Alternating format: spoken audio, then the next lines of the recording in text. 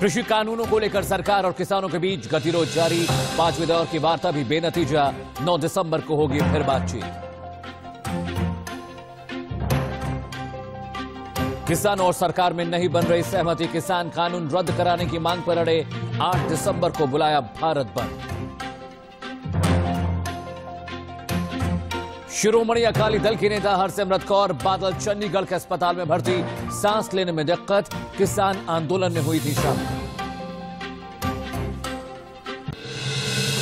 बाबरी मस्जिद विध्वंस की आज 27वीं बरसी। हाई अलर्ट पर अयोध्या। 6 दिसंबर 1992 को अयोध्या में ढहा दी गई थी बाबरी मस्जिद।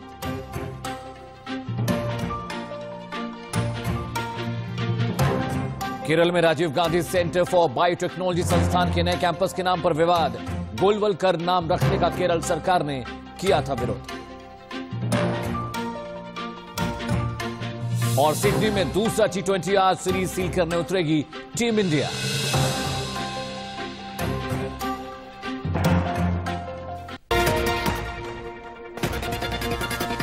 गुड मॉर्निंग में अमित सिंह। शुरू करते हैं। जागे सुबह हो गई। सरकार और किसानों के बीच 5वें दौर की वार्ता भी बेनतीजा रही। इस बैठक में सरकार ने किसानों से और वक्त मांगा। अब 9 दिसंबर को दोबारा बातचीत होगी। बैठक में किसान नेताओं ने कहा कि 9 दिसंबर को सरकार से हमें प्रस्ताव भेजेगी, जिस पर हम आपस में चर्चा करेंगे। वार्ता के दौरान किसान नेता सरकार से बेहद नाराज नजर आए। लंच ब्रेक के दौरान किसानों ने सरकार के लंच को स्वीकार नहीं किया।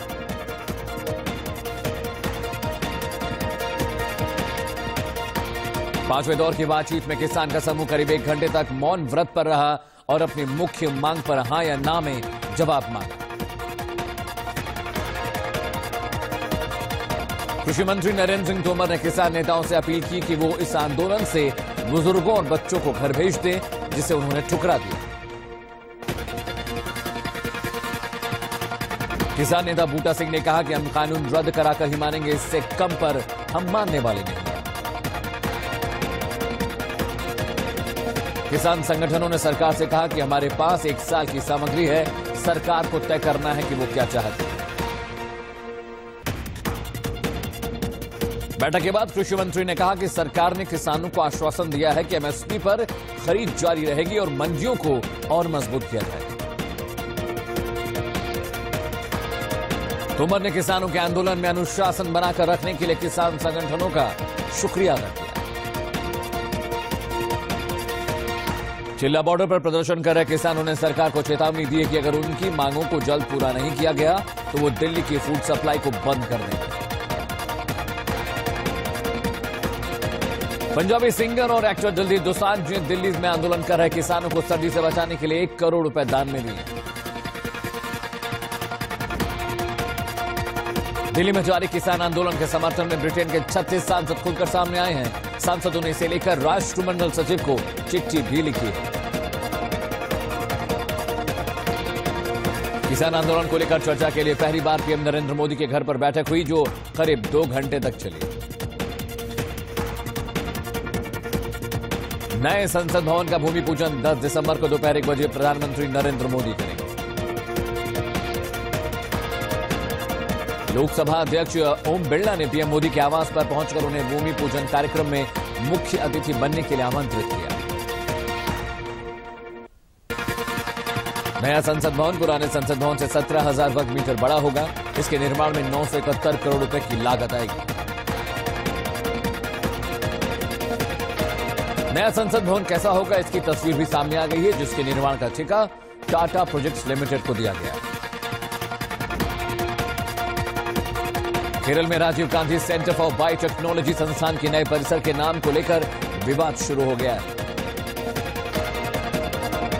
केंद्र ने नए परिसर के नाम MS गोलवलकर के नाम पर रखने का फैसला किया है, जिस पर केरल सरकार और कांग्रेस ने आपत्ति जताई है। केरल सरकार ने केंद्र पर आरोप लगाया कि बीजेपी हर चीज को सांप्रदायिक रंग दे रही है। साथ ही उन्होंने विज्ञान के क्षेत्र में गोलवलकर के योगदान को लेकर भी सवाल उठाए। AIUDF अध्यक्ष मौलाना बदरुद्दीन अजमल ने अपने फाउंडेशन को विदेशों से फंडिंग होने और इसके पैसे का गैर कानूनी गतिविधियों में इस्तेमाल किए जाने के आरोपों को सिरे से नकार दिया। इस मामले में एफआईआर होने के बाद बदरुद्दीन अजमल ने कहा कि यह पूरी तरह से असम की बीजेपी सरकार के इशारे पर की गई साजिश है।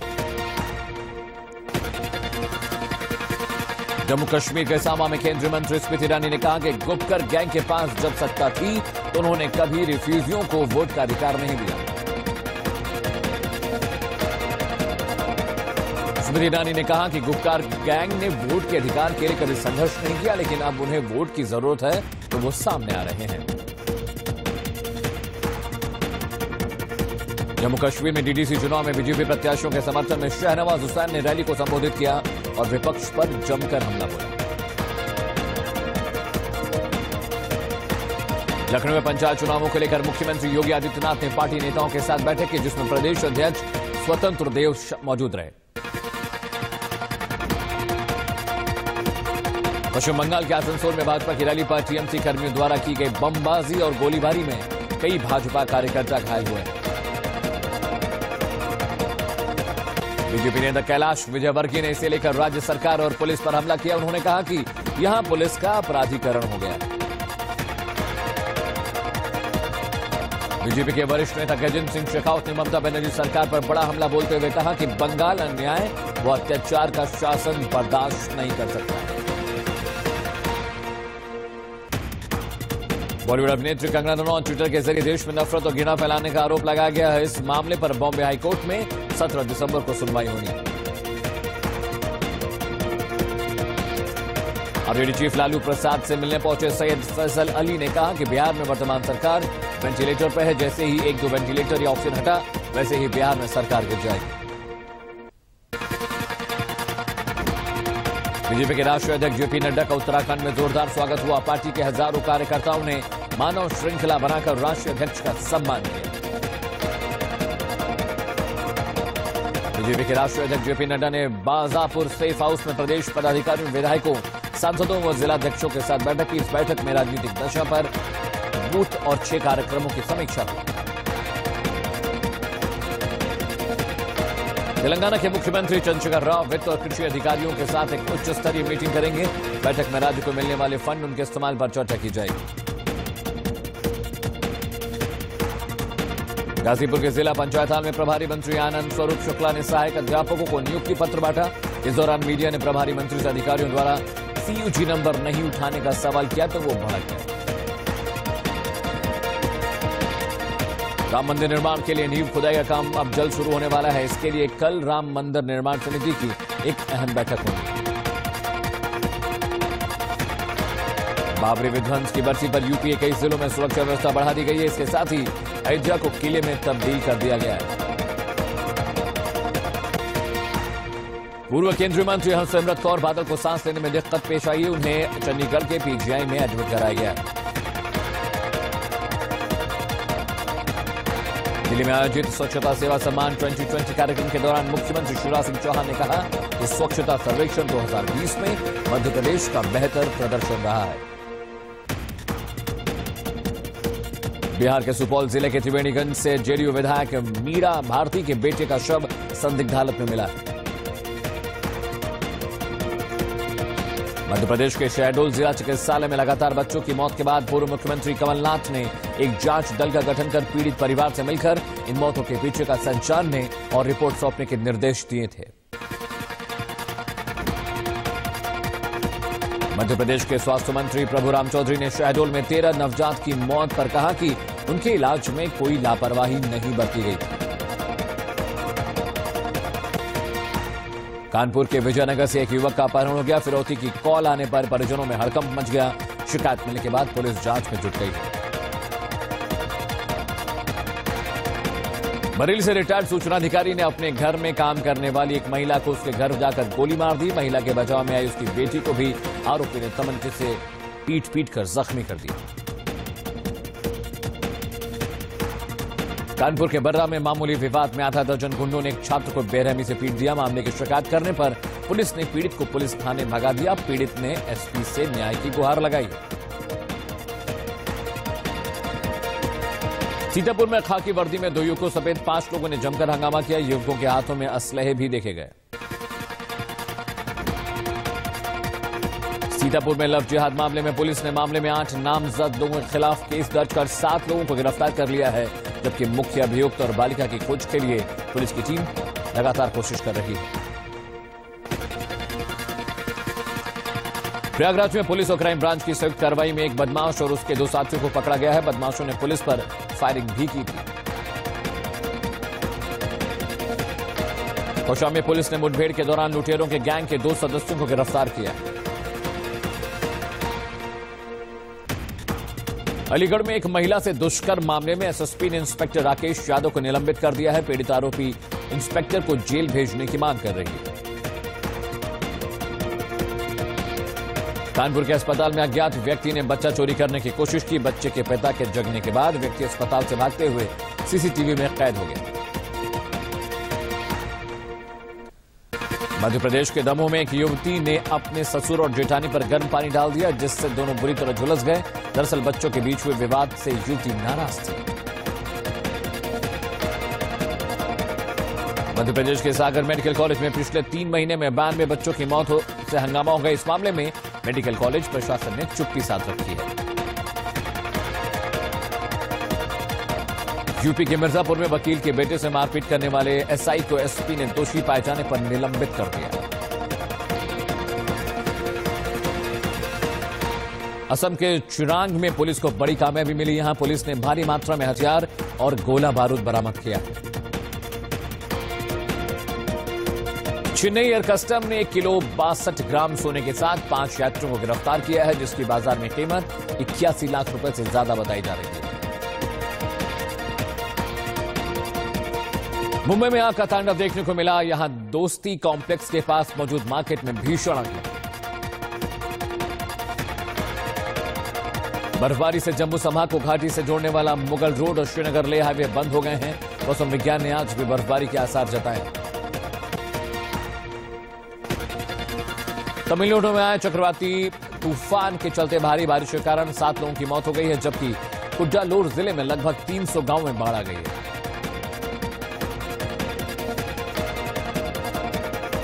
देश में कोरोना की रफ्तार जारी है। पिछले 24 घंटे में 36,652 नए मरीज सामने आए।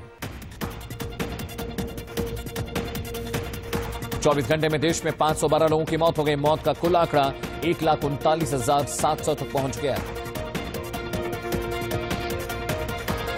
देश में कोरोना के अब तक 96,08,211 केस सामने आ चुके हैं। इनमें से 4,09,689 एक्टिव केसेस हैं। दिल्ली में कोरोना से अब तक 5,89,000 से ज्यादा लोग संक्रमित हुए हैं, जबकि कोरोना से ठीक होने वालों की संख्या 5 लाख के पार।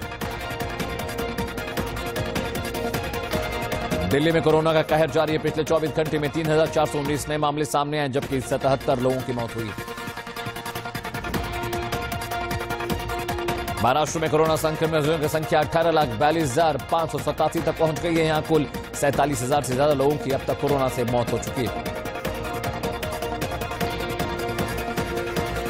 महाराष्ट्र में पिछले 24 घंटे में कोरोना के 5,229 पॉजिटिव केस मिले हैं, जबकि 127 लोगों की मौत हो गई। उत्तर प्रदेश में कोरोना संक्रमण की रफ्तार को देखते हुए मुख्यमंत्री योगी आदित्यनाथ ने मोबाइल ऐप मेरा कोविड केंद्र को लॉन्च किया। हरियाणा के मुख्यमंत्री अनिल विज के कोरोना संक्रमित होने पर पीजीआई एमएस ने सफाई दी है और कहा कि विज ने कोवैक्सीन की एक ही खुराक ली थी। ट्राई ने टेलीकॉम कंपनियों को ग्राहकों को पेश किए जाने वाले रियायती प्लान की विस्तृत जानकारी सौंपने के निर्देश जारी किए। फेस्टिव सीजन के बाद भी पिछले महीने गोल्ड का आयात साल दर साल आधार पर 41% गिरकर 33.1 टन पर आ गया है। कोरोना महामारी के चलते सरकार ने एक बार इनकम टैक्स रिटर्न दाखिल करने की आखिरी तारीख बढ़ाकर 31 दिसंबर कर दी। करीब 2 महीने बाद पिछले 15 दिनों में एक बार फिर से डीजल और पेट्रोल की कीमतें बढ़ने लगी हैं। इससे जरूरी चीजों की कीमतों में भी उछाल आया है। भारत ऑस्ट्रेलिया के बीच T20 सीरीज का दूसरा मैच आज सिडनी क्रिकेट ग्राउंड पर खेला जाएगा। रविंद्र जडेजा कंट्रोवर्सी के चलते T20 सीरीज से बाहर हो गए हैं। अब उनकी जगह गेंदबाज शार्दुल ठाकुर को टीम में जगह दी गई है। वेस्टइंडीज के पूर्व दिग्गज क्रिकेटर ब्रायन लारा ने भारतीय कप्तान विराट कोहली और तेज गेंदबाज जसप्रीत बुमराह को मौजूदा क्रिकेट का बेस्ट प्लेयर बताया। सुनील छेत्री की गोल की बदौलत इंडियन सुपर लीग में बेंगलुरु एफसी ने सीजन में अपनी पहली जीत दर्ज की है और वो पॉइंट टेबल में चौथे नंबर पर पहुंच गए हैं। कॉमनवेल्थ गेम्स के gold medalist Parupalli Kashyap, HS Prannoy समेत देश के 4 top men's badminton player corona संक्रमित पाए गए। दुनिया भर में कोरोना से अब तक 6 करोड़ 87 लाख से ज्यादा लोग संक्रमित हो चुके हैं, जबकि 15 लाख से ज्यादा लोगों की मौत हो चुकी है। अमेरिका में कोरोना से संक्रमितों का आंकड़ा 1 करोड़ 49 लाख के पार चला गया है, जबकि मरने वालों की संख्या 2,87,000 से ज्यादा है। कोरोना से ब्राजील में अब तक करीब 1,75,000 से ज्यादा लोगों की मौत हो चुकी है, जबकि 65 लाख से ज्यादा लोग संक्रमित हुए हैं। रूस में अब तक संक्रमितों की संख्या 24,31,000 के पार चली गई है, जबकि मरने वालों का आंकड़ा 42,000 के पार। मैक्सिको में कोरोना से अब तक 1,08,000 से ज्यादा लोगों की मौत हो चुकी है, जबकि 1,15,000 से ज्यादा लोग संक्रमित हुए हैं। नेपाल की राजधानी काठमांडू में सरकार के खिलाफ प्रदर्शन हो रहे हैं। प्रदर्शनकारियों ने देश में राजशाही की बहाली की मांग की है।